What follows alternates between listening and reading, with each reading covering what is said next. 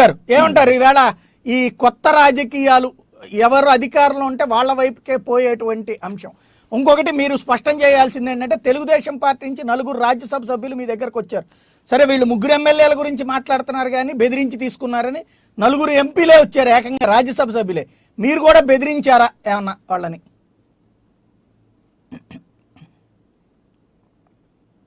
అందరికీ నమస్కారం.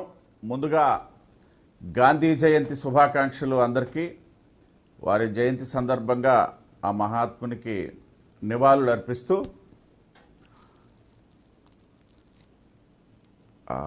సోదరులు అద్దేపల్లి శ్రీధర్ గారు మాట్లాడుతూ చెప్పండి, త్వరలోనే ఈ బై ఎలక్షన్స్ కోరిక కూడా తెలుగుదేశం పార్టీకి తీరుస్తాము అని అన్నారు. నేను దాన్ని స్వాగతిస్తున్నా.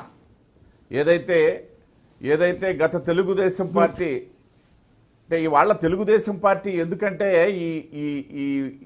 ఏదైతే ఈ పార్టీ ఫిరాయింపుల మీద గట్టిగా ప్రశ్నించలేకపోవడానికి కారణం ఆవేళ 24 మందిని తీసుకొచ్చారు, 4కి మంత్రి పదవులు కూడా ఇచ్చేశారు. సో కోయలేషన్ గవర్నమెంట్ లాగానే నడిచింది తప్పిస్తే ఈ నేపథ్యంలో తెలుగుదేశం ప్రశ్నించలేకపోతుంది. కానీ వైసీపీ పార్టీ ఏంటంటే పరిస్థితి, వాళ్ళు ఇవాళ సరే మడవ తిప్పడము మాట తప్పడం ఇవన్నీ పక్కన పెట్టేద్దామండి, రైమింగ్స్ ప్రాసలు ఎత్తి ప్రాసలు పక్కన పెట్టేస్తే ఒక్క విషయం ఇక్కడ గమనించాలి. నిజంగా కనుక మీరు ఇచ్చిన మాట ఎవరు మిమ్మల్ని అడగలేదు, మేము ఫిరాయింపులు ప్రోత్సహించము అని చెప్పి జగన్మోహన్ రెడ్డి గారు ఇచ్చిన మాట ప్రకారం మీరు ఒకవేళ కుటుంబ సభ్యులనే చేర్చుకుంటే పక్కన శాసనసభ్యులు లేకుండా ఆ కుటుంబ సభ్యులకు కండువా వేస్తే ఖచ్చితంగా ప్రజలు హర్షిస్తారు. ఎందుకంటే ప్రజాస్వామ్యంలో తండ్రికి కొడుక్కి లేకపోతే తండ్రికి కూతురికి లేకపోయినట్లయితే భార్యాభర్తలు కూడా వేరే వేరే పార్టీలో పనిచేసే స్వేచ్ఛ ఉంది. కాబట్టి వాళ్ళకి ఆహ్వానించాము, ఆ తర్వాత ఎప్పుడో బై ఎలక్షన్స్ తర్వాత వీళ్ళని తీసుకుంటాము అనేసి అంటే అదొక అర్థవంతంగా ఉండేదని చెప్పేసి అక్కడ పక్కనే ఎమ్మెల్యే ఉంటాడు, కొడుకులకి వేస్తారు. అంత అవసరం ఏమొచ్చింది? కొడుకులకు వెయ్యండి, కొడుకులు తీసుకోండి. కొడుకులు కూడా దే ఆర్ మైనర్స్ ఏం కాదాలు గార్డియన్గా అక్కడ ఆయన పెట్టడానికి, ఇదేమన్నా బ్యాంకు కాదు. కాబట్టి అదొకటి. రెండోది సాయి గారు, నేను ఇప్పుడు ఈ టెక్నికాలిటీస్ తీసుకునేటప్పుడు మీరు మాకు ప్రశ్నించారు, పార్లమెంటరీ రాజ్యసభ సభ్యులు 4 మా దగ్గరకు వచ్చారని చెప్పేసి. మేమేమి రాజ్యాంగ విరుద్ధంగా లేకపోతే ప్రజాస్వామ్యానికి విరుద్ధంగా మేము వాళ్ళు తీసుకోలేదు. తెలుగుదేశం పార్లమెంటరీ పార్టీ వచ్చి భారతీయ జనతా పార్టీలో విలీనం చేశారు. వాళ్ళు సాక్షాత్తు రాజ్యసభ చైర్మన్ అయినటువంటి ఉపరాష్ట్రపతి గారు నోటిఫై చేసినటువంటి విషయాన్ని ఇక్కడ గమనించాలా. సరే కేసులు మంచి చెడ్డ ఇవన్నీ వేరండి, వేరే అంశం. కాబట్టి నేను అన్నది ఏంటంటే అది అలాగే బెదిరించినట్టు అది అని అడుగుతున్నా. మేము ఎవరిని బెదిరించలేదు. ఇంకా మేము రాజ్యాంగబద్ధంగా కుదురుతుంది. ఇప్పుడు వచ్చినటువంటి వ్యాఖ్యలు సాయి గారు మీకు గుర్తులేవా?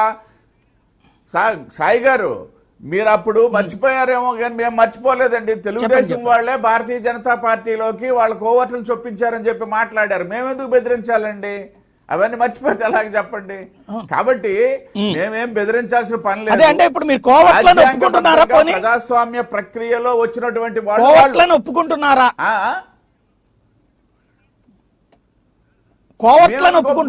చెప్పిన విషయాన్ని గుర్తు చేస్తున్నాను మీకు. మేము ఒప్పుకోమండి. మా అప్పుడు దాన్ని ఓకే, మేము కోవర్టులుగా పంపించారు అన్నది చాలా మంది మాట్లాడారు. అది ఓకే, కోవర్టుల్ని చేర్చుకున్నారా లేదా బెదిరించి? ఇప్పుడు వెంకటేశ్వరరావు గారు ఏం చెప్తున్నారు, కొంతమంది ఎమ్మెల్యేలని వైసీపీ బెదిరించింది టీడీపీ నాయకుల్ని అంటోంది.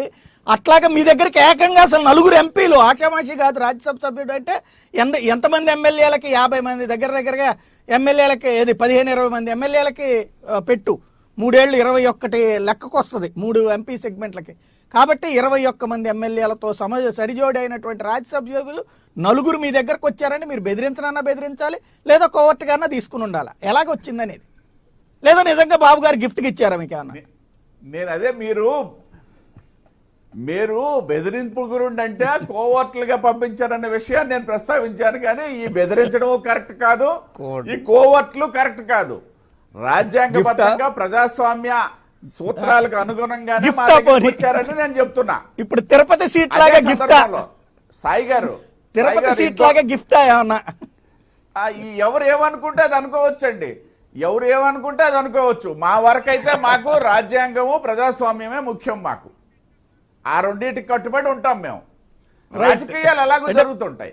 మూడో అంశం మీరు ఇంకొక అంశం మీరు ఇంకొక విషయం ప్రస్తావించారు. Tirupati by elections